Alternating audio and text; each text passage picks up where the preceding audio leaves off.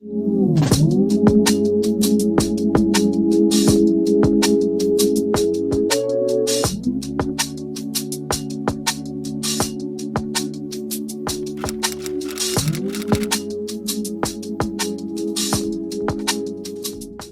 morning. Hi. Right, start with this question. Why do you want to tell your story? Well, I think because getting the message out there that it's okay to tell your story is a good thing, because I think with addiction, it's a hidden subject and there's a lot of stigma attached. So for me, the fact that I've got a loved one that's been in addiction, I want to share my story so that it may help other family members and also the addicts to understand it from their family point of view as well. For me, there's no shame in it, and strangely enough, I sort of embrace the journey I've been on through it. Obviously, there's no shame in asking. No. And obviously, people need to know how they can go out and get information to try and help what's going on. Yeah, exactly that, yeah. What advice would you give to teenagers who are drinking now and that thinks it's not a big deal? Well, what I've learned is any drug of choice is poison. We all try in the beginning, don't we? And have a taste of it, but for some people, it will get hold of you, and it's a progressive disease and it can destroy lives. I've seen that. Mine was to fit in with a younger group. I was pretty much isolated. Other people were drinking. When it starts with one bottle, then it's 2 bottles. And everywhere you look, there's a shop sells drink on every corner of the streets. It's in supermarkets. You go get food, you're going past drinks, so it's everywhere.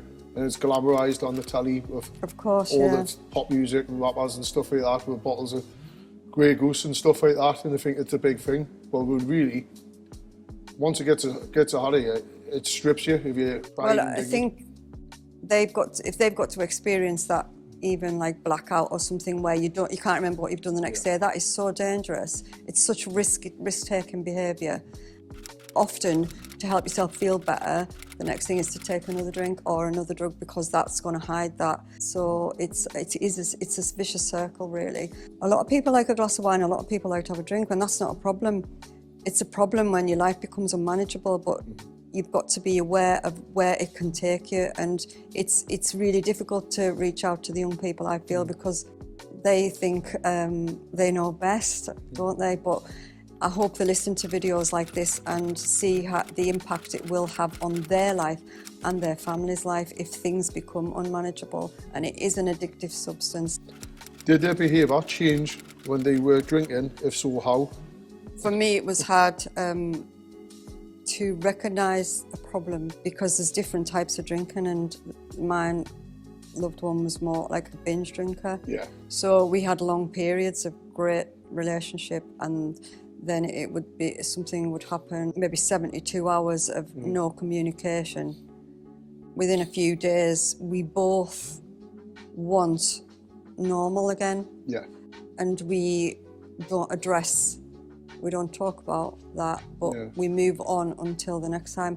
And this cycle can go on for years and years. When I was drinking, I wasn't looking after myself at all. I don't know how I sustained the job. The drinking cost me a partner and me 2 kids. These are the consequences, aren't there? And people don't look at the consequences. They think it's great that I going out spending £150 on drink. I do not miss waking up ill the next day. I'm now sitting 6 months clean, sober. Yeah. I enjoy waking up clean. I enjoy waking up making plans. Obviously, when you're drinking, like I was drinking, I used to try and hide it and mask it. And couldn't be so wrong. You know when someone's been drinking. There's usually a pain behind. It suppresses feelings. So mine was, I live in fear. I've had a traumatic childhood. I was tortured, beaten, and I was abused. And I hid it with drink, because deep down inside of me, I'm scared. I'm petrified. Yeah. So I used to drink and mask it, and I used to blame the drinking on the abuser. I think a lot of people drink for confidence, don't they? Definitely. Yeah.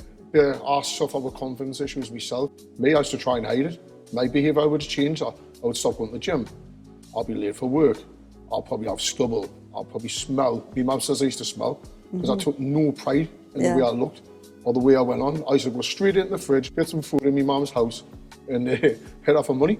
Didn't even ask her how she was. I've been on for days, think I was clever, partying, And you know yourself, there's like certain drinkers. Some people can have a drink at the football or events. Then you've got other drinkers who will drink till they pass out. And you've got people who I used to drink every day. So by the end, I was doing probably a litre and a half of vodka a day. I was a full-blown alcoholic where I had to have drink. Once you start, you can't stop. Yeah. I can't. As soon as I have one drink, that is it, it's over. But as you come off drink, it's weird being normal. So I was drinking to feel normal, just to be functional for the day. So being normal was quite frightening to me. It's a very manipulative situation, isn't it? Once it gets into you, that you will choose drink over food. That's how strong this addiction is. It's unbelievable. It is great at suppressing feelings. It is great for giving you confidence. Did you ever try to hide or cover up their drinking from others? And if so, why? Probably, yeah. Every day at work, I would never go in and say, oh my God, what's happened? Yeah, so I was masking. I'd probably put my mask on, get to work, everything's fine. You go in, everyone, hi, good weekend. Oh, yeah. I could be the perfect actress as well. That's actually one of my defects, is masking. And you get, and obviously in the 12 steps, you get your defect list. Yeah. And mine was people pleasing. And Me actually, too. I used to people please my mum to get more money for drink. And masking, even though something could be going on behind the scene, absolutely chaos, and I'll mask it, everything's okay, and smile, like a camouflage. How did their drinking affect your family life, day to day and in the long term? I mean, it affected me in my work. Maybe my loved one was missing, I didn't know where they were, they weren't answering their phone. I could imagine what was happening. I was worried for the safety, and I'm trying to hold down a job, and you know, there was times when I would nip home at lunchtime, get someone to cover. You know, I just wanted to know I was all right. I built a lot of resilience around it. God, I'm so much stronger than I ever was.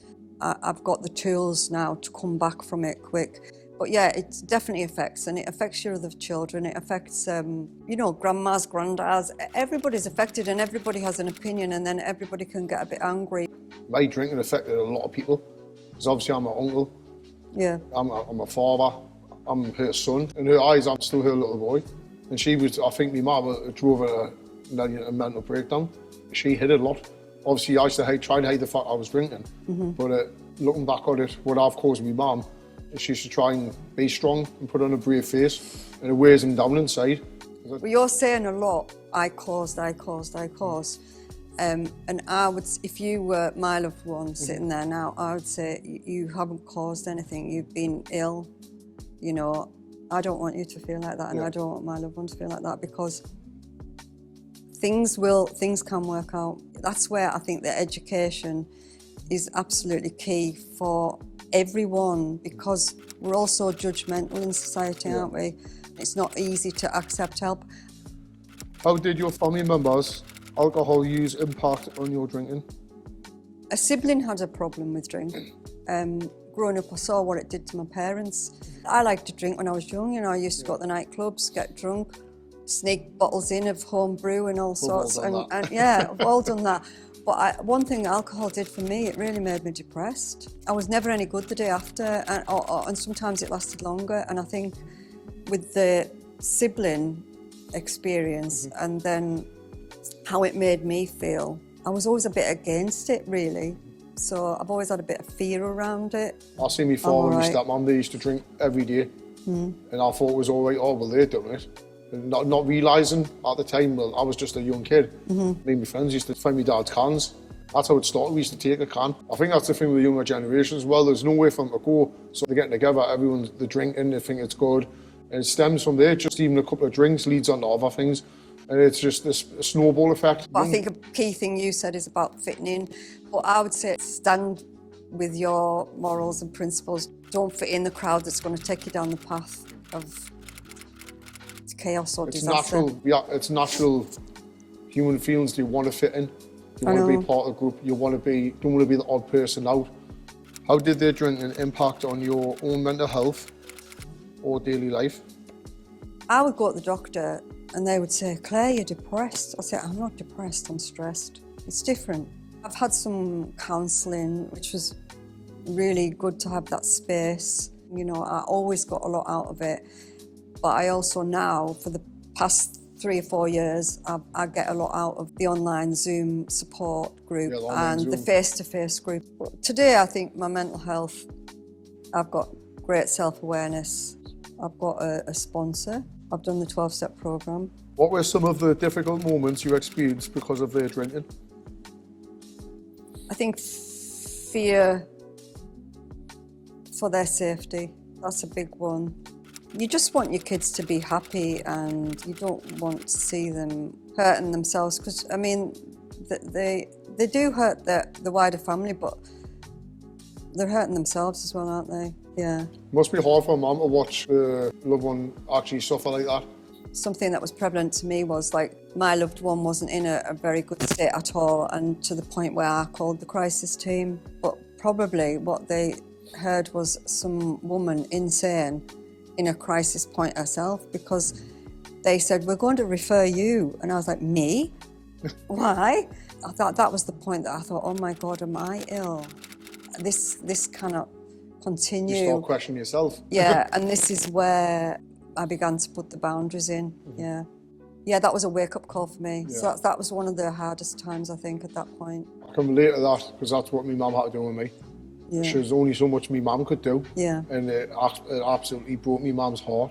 Like you said there, you've got to actually protect yourself as well, because you're no good at them if you're ill as well. How did their alcohol use affect your relationship with them? It's scary. It's scary watching someone out of control, watching someone destroy themselves. Must be very heartbreaking, sleepless nights. It's frustrating because you can't fix them. It's like a switch you could flick. Yeah, yeah. Wish it was that simple. I know. But we've got I would describe us having a brilliant relationship, but because he's done his work and I've done my work, we can agree to disagree. You know, I really admire him. I'm really, very proud of him. But I just hope I hope he sees it through. Was there a moment where you had to step back or set boundaries?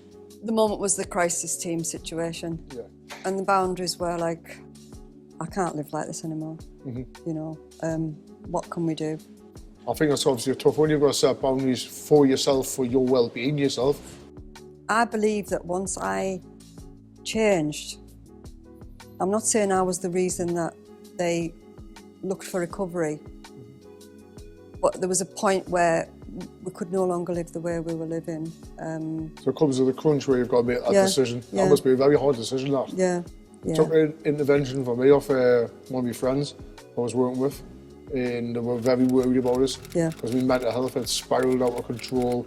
I was in complete denial. I was petrified. Yeah. It was very hard to say that I have got a problem, and it is probably the most difficult phone call I've ever done in my life. But it's one of the best decisions I've ever done now. Yeah. Did you ever feel guilty, responsible, or like you could have done more? No. I think naturally people would think I would say yes to that, but I know I had the right intention there to always help him. You know, always clear up his mess, always clear his debt. You can look at situations and laugh at them now, but when you're going through them at the time, they're not funny. I think my mum questioned, like, her always and why is he doing this? My sister was, why you like this? What? They questioned themselves, were they to blame and stuff like that. I naturally blamed everybody else. I thought everybody else had the problem, not me. You have to totally surrender and move forward. You have to surrender and go that extra mile and learn more about yourself and what the causes are. As an addict myself, my brain will be looking for excuses to drink. So all my mental health, all my past, all my stepmom caused all this. It's so easy to blame all things, and naturally the addiction will look. It's very tricky what it does. It's tricking you. It's tricking you. It's a good chess player. Yeah. I think that's a good thing about the well. Obviously people here have been there. As I say it, they've been on the front line, so they understand the disease of addiction. I think that's about the good thing about how they help people as well. They know all the pros and cons of this and what's going to happen and how the disease of addiction will act. It's amazing what one conversation can do. Just speaking to someone out there can be so powerful, like carrying the message. It's about carrying this message to other people, because there is help out there. You are not alone. Behind closed doors somewhere, there's a mum sitting there in the same situation. For example, me, I could go to the GP and he'll offer me sertraline or counselling. But if he'd said to me, oh, I know someone who's going through what you're going through, I'll put you in touch with them. I bet I've got a lot more out of it. Yeah. Definitely. And I've been on my road to recovery sooner. What would you say to other families who are currently dealing with loved ones' alcohol addiction? It's a tough one, but I think naturally we talk to our families and friends, and to be honest, as much as they can be supportive, the best support you can get is from someone with the same experience as you, so as you've got that connection. For me, coming to the Family Well support group was like finding my tribe. I could be totally transparent, say it how it is, not have to give snippets or think about what I'm saying to family members. So I would say to them, find a support group, that's the thing. And the other thing is that if you've got a loved one in addiction, basically we don't understand how it is for them. So a big learning curve for me was on some of the support groups, like the Zoom ones, we often get a speaker, and that would be an addict, someone like yourself, coming on and telling their story. And when you hear that side, it gives you a new perspective, because once you understand the nature of the illness, then that gives you great insight to be able to support that person in a better way than you maybe have done. Yeah, I totally understand what you're saying. I'm a recovering alcoholic, and my mum didn't know what to do. I'm nearly 6 months sober, and I can look back on it, and I've seen the stress and pain I've caused to my mum. My mum didn't know what to do. She was probably ashamed to try and ask people to get help for us. And obviously, I would tell her anything she wanted, just to sugarcoat it. In her eyes, I'm always a little boy. Yeah. Doesn't matter how tall or big you are. So, like, for other mums out there and dads who have kids who are alcoholics, get online, look for meetings. There's Alcohol Anonymous meetings in every single city in Britain. Absolutely brilliant. I was absolutely nervous when I tried to get information on it, and I was still in denial. I totally did not believe I was alcoholic. I blamed everyone else. Everybody else was the problem, not me. And I was burying my head in the sand. But information-wise, there's a lot. Obviously, we're at the Well here. Absolutely brilliant what they do to understand the disease of addiction, Absolutely, which is alcohol. yeah. And most people are ex-alcoholics themselves, so we understand. To understand this, you need to understand the addiction. And that's what it is. You don't know what you don't know. So you only know once. It was the Well Family Support Group, and I was thinking, why do you need to help me? I didn't realise that I was as ill as my loved one in a different way. Yeah. Yeah. And the last question. Oh. How do you feel now they're in recovery, hopefully cautious of relief? When they came out of the well, I was very hopeful. But I'm also aware of relapse. So I will, at this time, remain cautious, but be grateful that I know what not to do and what to do. People will relapse, and that's part of it, isn't it? I'm only halfway through my recovery now, and from my experience... Is this your first attempt? This is my first attempt, yeah. I used to go to AA meetings at home with my uncle. I didn't take it too serious, I wasn't ready to surrender. Once I start missing meetings and stuff like that, they tend to relapse. A relapse is always around the corner. Like, I know I'll have to go to meetings the rest of my life. I've accepted that. I've accepted I'm an alcoholic. I've accepted I've got to go to meetings. Life's always going to be tough. I honestly believe that the addict and the loved one are on a parallel journey, but different. It's different, but it's so similar, because you find your recovery like with a support group, with people with lived experience, and I believe the lived experience is the key thing. Yeah.